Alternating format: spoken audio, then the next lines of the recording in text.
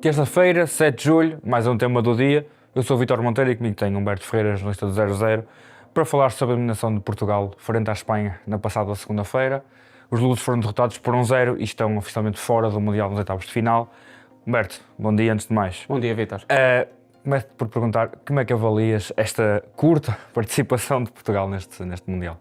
É de facto uma participação que deixa, e a sensação com que ficamos é que é medíocre, que é curta, que Portugal tinha capacidade para fazer mais, mas depois também é preciso olhar a todas as condicionantes que aconteceram, não vestindo aqui a pele do advogado do diabo, ou se quisermos vestindo a pele do advogado do diabo, há sempre tudo o que acontece em volta e Portugal não compete sozinho, naturalmente que as aspirações eram grandes, Portugal quis assumir desde o início também esse protagonismo e essa ambição de ser campeão do mundo. A verdade é que é preciso muito mais do que um conjunto de jogadores para ser campeão do mundo. E acho que Portugal não demonstrou ter uma boa equipa e uma boa ideologia de jogo para ser campeão do mundo. E isso acaba por ter como catarse final a derrota diante da Espanha, que por outro lado eu acho que consegue já há vários anos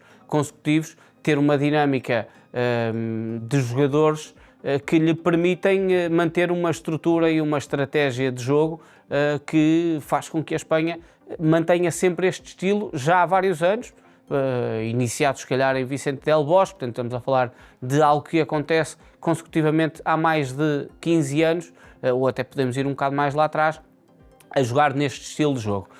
E por isso é curta uma participação, ainda assim temos que perceber que acontece aos pés de uma equipa que é campeã da Europa, com quem Portugal ganhou a Liga das Nações nas grandes penalidades, portanto não é uma seleção qualquer, ainda assim é uma participação curta, porque se olharmos para o outro lado, em condições normais, se calhar se Portugal tivesse ganho o seu grupo, estaria a jogar esta terça-feira os quartos de final diante de uma Suíça, que é um nível completamente distinto do que jogar frente à formação de Espanha.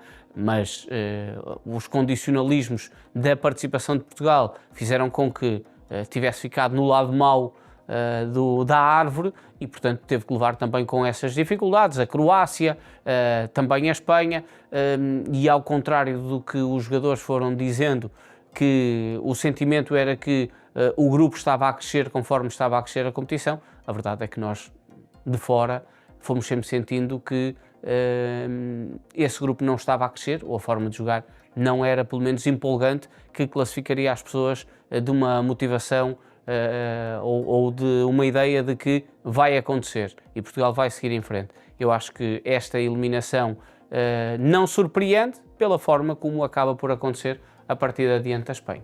Lá está, como já referiste, nós reconhecemos o poderio espanhol, mas a verdade é que a expectativa em relação à equipa portuguesa, principalmente neste Mundial, pelos nomes que existem, era um bocadinho maior. Por isso, neste jogo frente à Espanha, esperava-se mais? Eu esperava mais, esperava desde logo não haver um tanto respeito pela seleção espanhola. E acho que Portugal, em muitos momentos do jogo, deu dinâmica de jogo à Espanha, deu bola à Espanha, permitiu que a Espanha fosse confortável e estivesse confortável no jogo e não pegou nas suas armas principais, ou não, que era um jogo coletivo, não estamos a falar de jogadores individuais, para poder também colocar em xeque a Espanha.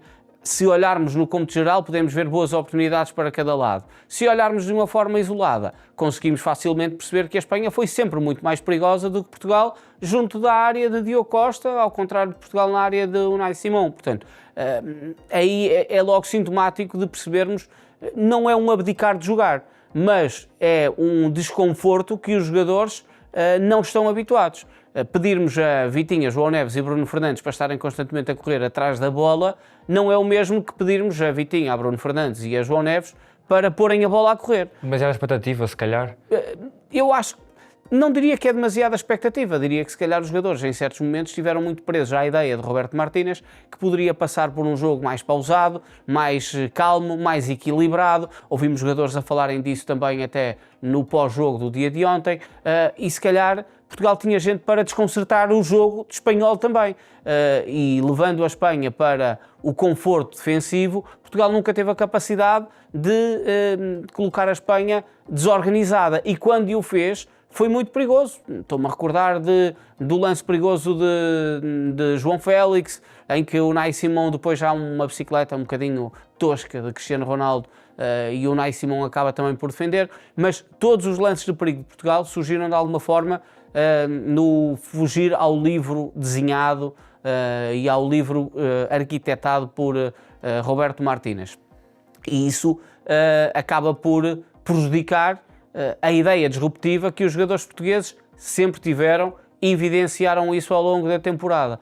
As épocas que Vitinha, Bruno Fernandes, João Neves fizeram no Paris Saint-Germain e no Manchester United estiveram longe do que podiam ter feito neste Campeonato do Mundo. São quase vidas paralelas aqui colocadas. E eu acho que contra a Espanha notou-se muito isso, porque esta seleção espanhola, nós podemos ver que se calhar a forma de jogar do meio-campo espanhol é diferente quando estes jogadores estão nos clubes ou quando estão na seleção. Sei lá, os próprios extremos é a mesma coisa. Lamine Yamal é quase -1 a defender no Barcelona. E contra Portugal vimos que foi muito mais calculista na sua forma de jogar. E, portanto, a adaptação ao estilo de jogo da seleção no dia de ontem, eu acho que ficou muito patente e muito visível de que há uma enorme dificuldade dos jogadores portugueses conseguirem impor na seleção um estilo de jogo que seja mais harmónico e seja mais equilibrado para Portugal e que simultaneamente faça prevalecer a qualidade que eles têm evidenciado ao longo da temporada. E ontem ficou muito patente essa dificuldade por parte dos jogadores portugueses de quererem, mas efetivamente de não conseguirem colocar em prática a ideia de jogo de Martínez ao estilo de jogo dos jogadores. E aqui eu acho que há uma grande debilidade por parte do selecionador nacional, que é não só perceber a qualidade dos jogadores que tem, mas acima de tudo perceber de que forma é que essa qualidade deve ser aplicada num contexto de seleção. Eu acho que é possível poder ter 11 bons jogadores em campo, não estando eles durante a época a jogar em conjunto. Por isso é que vemos grandes seleções a praticar bom futebol e a serem campeãs do mundo e campeãs da Europa, e vimos Portugal a ter boas seleções, mas a não conseguir impor esse lado. E eu acho que essa é uma grande pecha desta participação portuguesa. Certo, e Pedro Proença, o Presidente da Federação Portuguesa de Futebol, refere que este Mundial ficou aquém de esperado, a prestação de Portugal ficou aquém de esperado. Já tinha referido anteriormente que os quartos de final eram o mínimo olímpico quase. Achas que fez bem em dizer isto neste momento? Eu acho que não fez bem em dizer, muito sinceramente, porque na hora da derrota, na hora da grande desilusão, podemos olhar e sentir que é um Presidente a assumir a culpa. Mas eu diria que o lado desmesurado já tinha começado atrás, quando a direção da Federação Portuguesa de Futebol diz que Portugal é candidato. E Portugal, os jogadores foram sempre assumindo isso. Só que há aqui uma diferença muito grande, que é, Portugal nunca foi campeão do mundo. E normalmente os candidatos são aqueles que sabem o que é estar nestes momentos, viver estes momentos, superar estes momentos e celebrar estes momentos. E portanto, o assumir o favoritismo é uma coisa. O assumir uma candidatura é algo completamente distinto. Portanto, eu acho que esse lado já foi um lado mal medido por parte da direção de Pedro Proença. Dizer que o naipe dos jogadores e a qualidade dos jogadores merecia que Portugal fosse candidato e pudesse vencer o Campeonato do Mundo é algo que coloca uma pressão ainda maior em jogadores que são altamente competitivos, que estão altamente rotinados em lutar por ganhar e que, mais do que qualquer um, está a sofrer no dia de hoje o insucesso de ontem.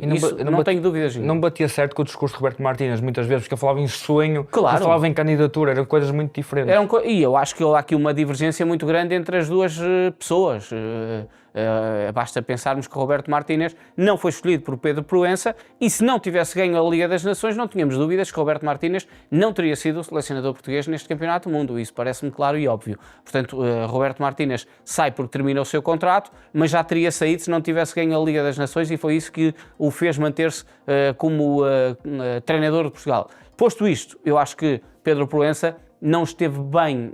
Eu consigo perceber a ótica de um presidente de assumir o falhanço, mas eu acho que não é só ele que está a assumir o falhanço. Quando diz que Portugal esteve aquém porque tem jogadores de qualidade elevada e que fez uma prestação que não é consentânea com a qualidade desses jogadores, está desde logo a tirar a responsabilidade do insucesso também para os jogadores.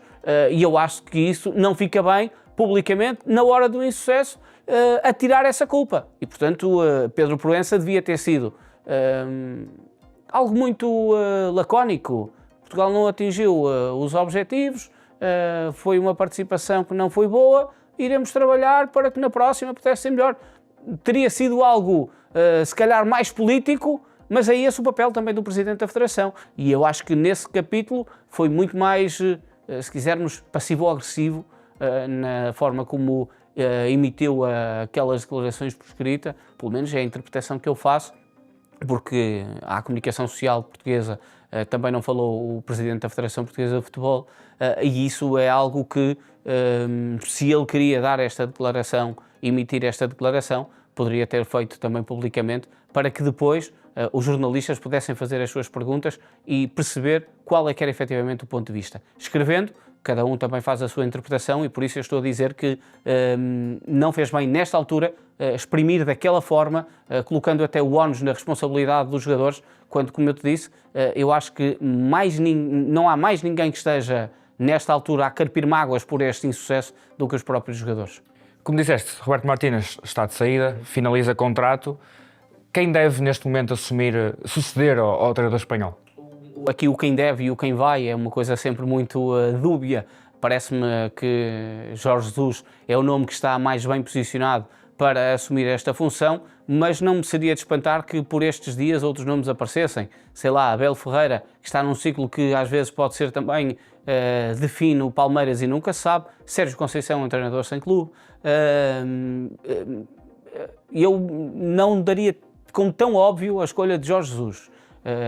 Mas Jorge Jesus é um treinador que aparece aqui no topo da lista como alguém que pode assumir também esta próxima fase de Portugal, mas vamos perceber o que é que será também esta próxima fase de Portugal. Vimos Ronaldo a dizer que foi o seu último Mundial, não sabemos, ele prometeu que iria pensar, falar com a família se é o seu fim de ciclo na seleção ou não.